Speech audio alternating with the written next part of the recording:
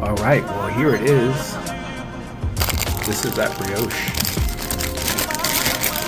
See, that's what it looks like coming right out of the refrigerator for a while. See that? That's the perfect texture there.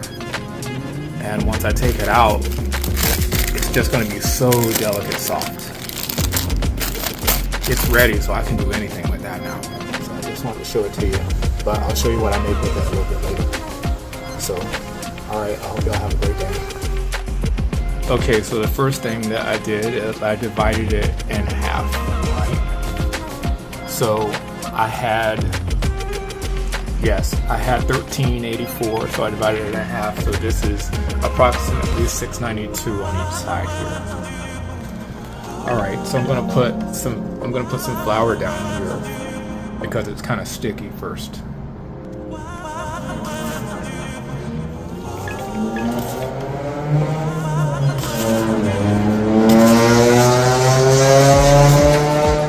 Perfect. All right, so I'm just gonna drop this down here like that. You see, I'm making do. This is what you have to do. You just have to be determined that you're going to make it work. Sometimes it's not exactly the way that you would have planned to do it, but that's the new part. In situations like this, where you have to solve a problem, sometimes you can end up coming up with something completely better than the original. You know, whenever you have a challenge, that's an opportunity for you to do something even better. See, so there we go. You see how that solves that problem there? Cool. So I got that divided. I'm going to set that aside. And I'm just going to do that to the other one. So now I can divide this out. So 692. First, what I would like to do is just make it into like the size ball that I think would make a good hamburger. I'm thinking that this size right here would make a good hamburger. So I'm going to go ahead and weigh that. Little piece of wax paper there is on the scale. Okay, just put that there on the scale. Alright, wow, so they turned out so good. So this is my loaf here. You see that? You see how nice and smooth? Remember I told you? Remember I was telling you about how velvety it turns out? Look at that. Look.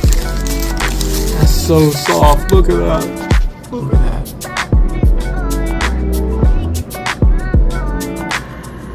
And these are going to be the hamburger buns. See? So look how nice those turned out. Just look at that. So beautiful. See? So here we are. This is what I was talking about.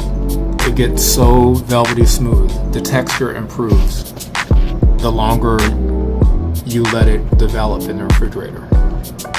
See, that is beautiful. And see, that's gluten-free. Gluten-free brioche does not usually look like this. It doesn't. I mean, look at that. So, let's give you a side profile there just so you can kind of see there. See that? Yeah. And see, that's been rising for about 40 minutes. 45 minutes, and this has been rising for about 25 minutes. See? So now I'm going to go ahead and put the egg wash on them.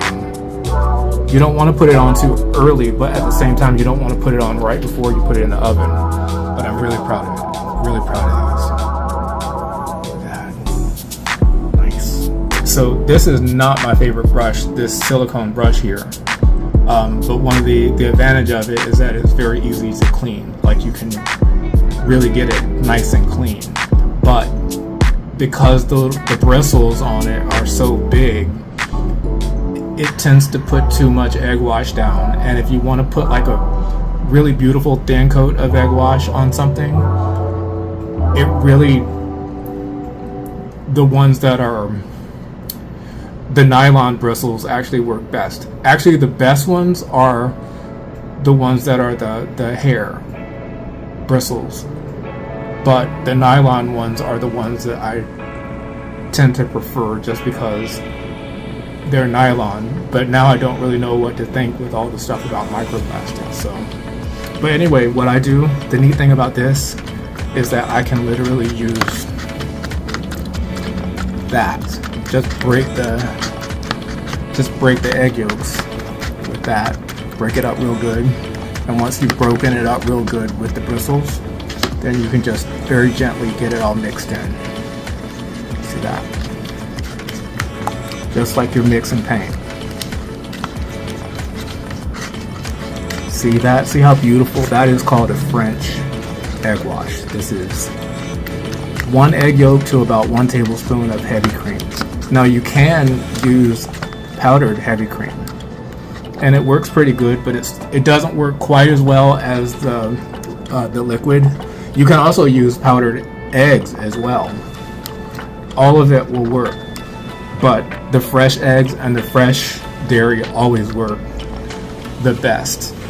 But sometimes practicality, it's more practical to use powdered stuff, and it does work. It really depends on the purpose of what it is that you're baking, especially if presentation, and usually it is for me, but there are some applications where it's more important to be practical. You'll know what those applications are. In those situations, you can use powdered heavy cream, powdered dairy, powdered eggs, and then what you'll do is you'll just figure out the ratio and reconstitute it with water or whatever else will work.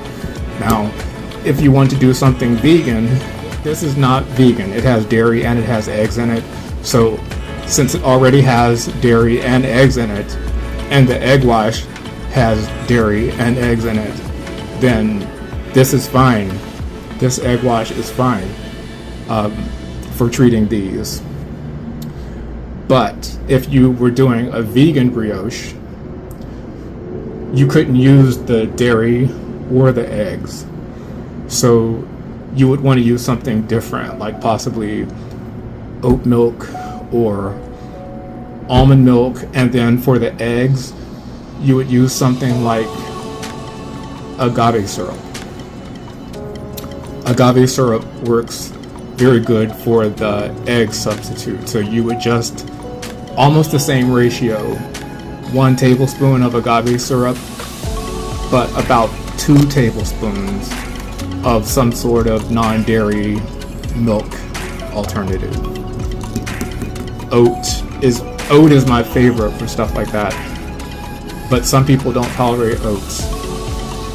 Some people who are gluten intolerant don't tolerate oats, and you'd be surprised how many people who are gluten intolerant don't tolerate oats. So, but anyway, so I'll go ahead and get this thing treated. Since I'm gonna put the loaf in there first. Since I'm gonna put the loaf in the oven first, I'll go ahead and treat it first. Let's do it. Just kind of brush off the edges like that, and then just start right in the middle, and because you don't want to put too many drip marks. So you can see, here we go. We're doing it. And see, just take your time. Let's just take my time and do it right, because I really don't.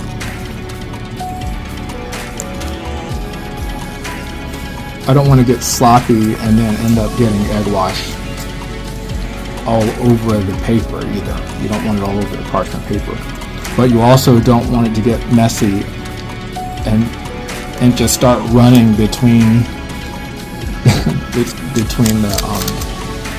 the dough balls. But you want to make sure that it's coated though, because especially down in those crevices there, because when it's finished, when it's baked, what'll end up happening is anything that you didn't reach before it was baked, it'll just have that powdery flour on it, and you really want the finish to be complete. So see, what's going to happen is everything that's behind the paper, when it bakes, the fats and the moisture are going to come out and touch that paper. And so there's not going to be exposed flour or a whole lot of noticeable exposed flour up against the paper, because the fats are going to come out and wet it and get it, take away the powdery exterior. So now that we got that coated once, I'm going to go ahead and let it set for about 10 minutes and then come back and put the second one on. And see, there's my Marley Munch. Look at him, my poster. Okay, so now we're back, and you see how the shine dulled just a little bit. That's how you know it's ready for the second coat, the last coat. And these have also grown a little bit. So we're about ready to put these in the oven. You don't want them to rise too much, or they will like really explode. So they're about ready to go in the oven. Don't be fooled because they don't look like they're risen too much. What has happened is that there's enough fermentation that has occurred that when you put it in the oven, there's going to be a really noticeable oven spring. They're going to get about that big. And the same thing with this. So let's go ahead and put another coat on there. Just very, very lightly, like that. You just kind of want to polish it. Just polish it just a little bit.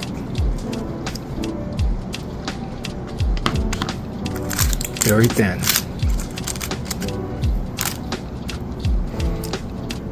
But at the same time, you want to put enough on there so that it doesn't pull up the first coat, because it can damage the first coat if you don't get it wet enough, because it'll drag, and then you will have done all that work for nothing. You don't want that.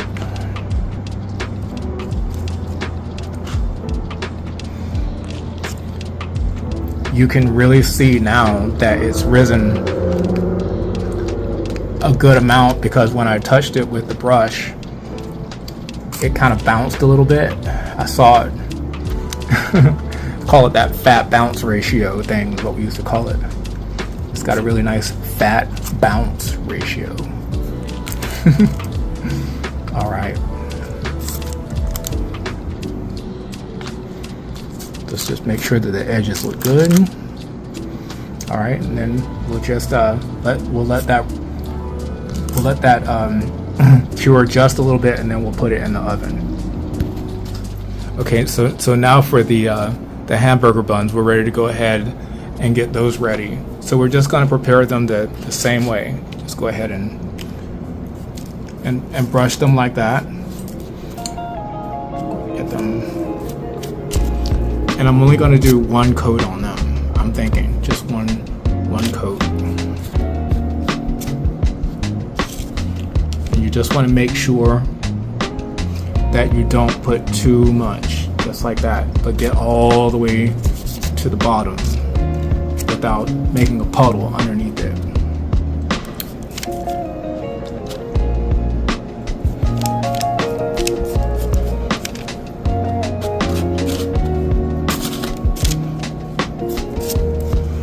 So you want to start at the top and then work your way to the bottom, and just drag down as much as you need to the bottom instead of getting it like really wet at the bottom.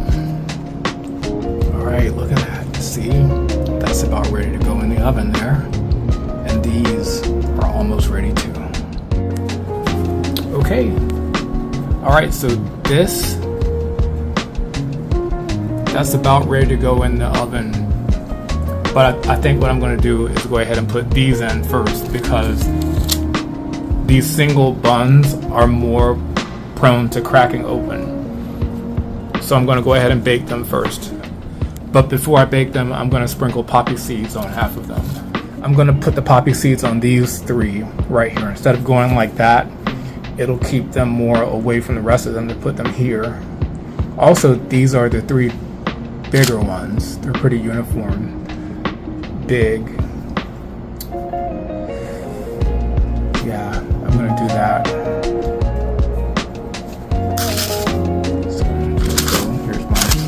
Here's my poppy seeds right there. Just kind of get up at a distance there. Let's put the angle right so you see how high I got it, so that you get a nice even coat.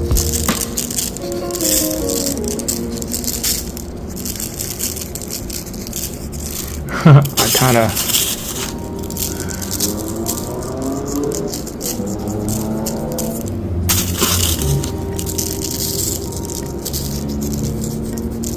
that looks good. That looks good.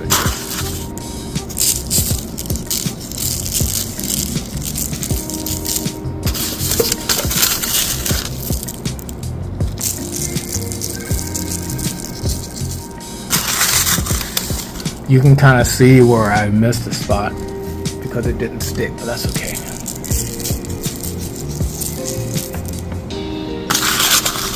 It's kind of hard to keep poppy seeds from going everywhere because they're round and they just really roll everywhere. See?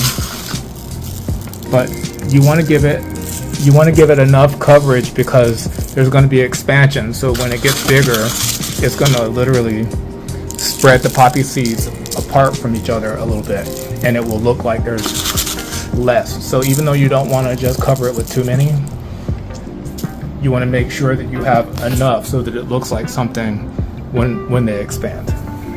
Perfect. Perfect. All right, into the oven. Into the oven it goes. And as soon as these come out, these are going to be very quick. So as soon as these come out, I'll put the loaf in, but I don't want to overcrowd it. These are like the best smelling hamburger buns I've ever smelled. No joke.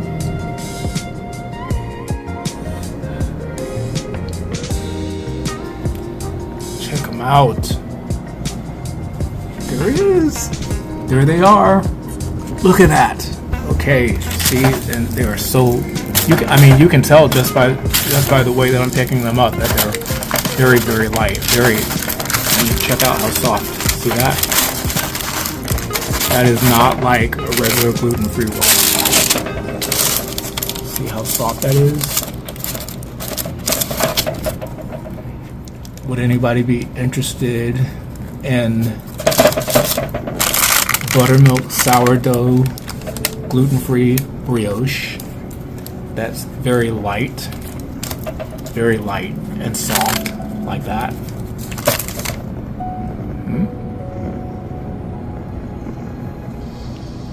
And that shine, that's that French egg wash. It's just egg yolks, and in this case, liquid heavy cream. And I only put 1 coat on these.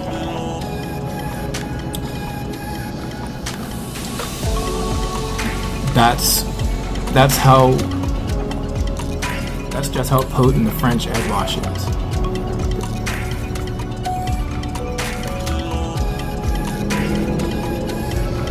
It turned out so good. Thank you, Elijah. That should be good.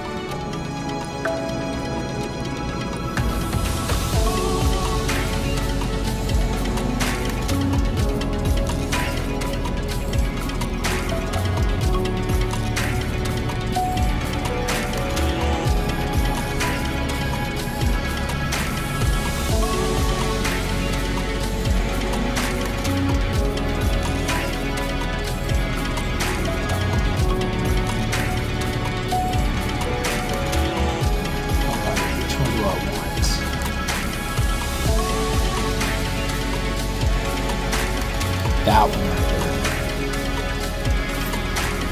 Let's do this one right here.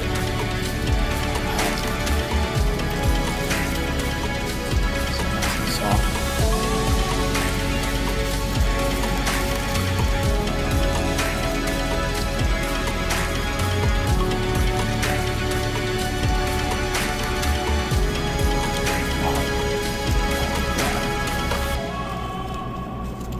That's gluten-free brioche. Wow.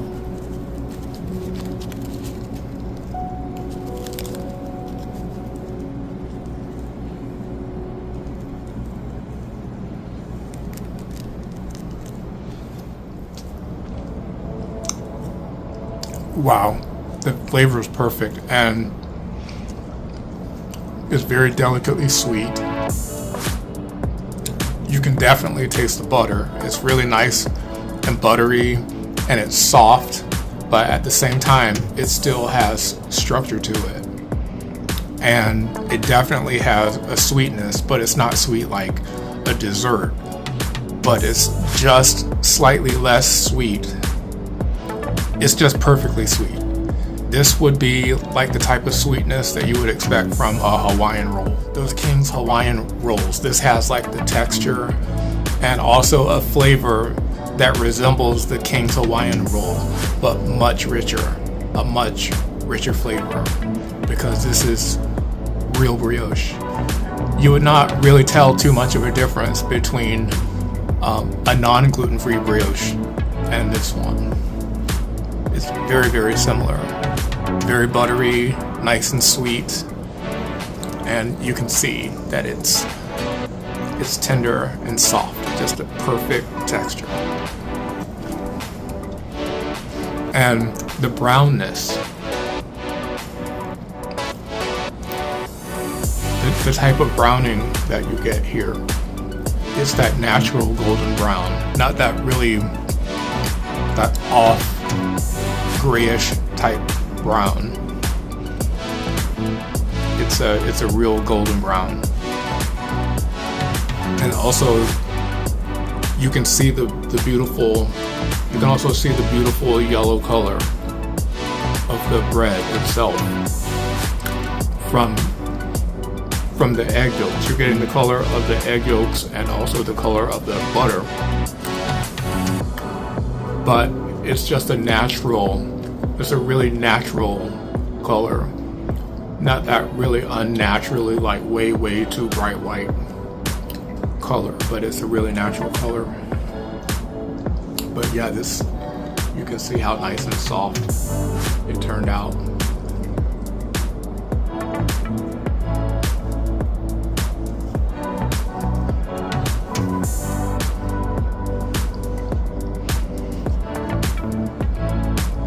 The more I eat it, the more I like it. It's like it.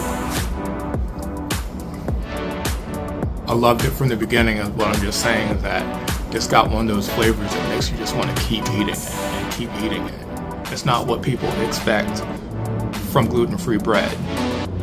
It's the opposite of what people have grown accustomed to expecting from gluten-free bread. Tasting and eating and chewing this bread. This is not the kind of bread that you would feel like you're having to suffer through. This is the kind of bread that you would actually be like, wow, I'm craving some bread and I really want that. In fact, if you had to choose between this and a brioche made from wheat, you would actually want this one right here. I would. And I'm not just saying that. If you like what you just saw and you want to find out how you can get your hands on our gluten-free products for your food service establishment, or if you'd like to receive information about collaborating with Kazemi Foods, feel free to send me a private message. But for now, I'm wishing you and your family a safe and Merry Christmas and a happy holiday.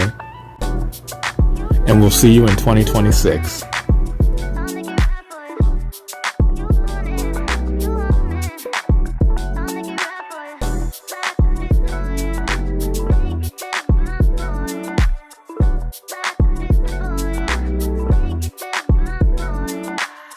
You want it, I'll make it right for you.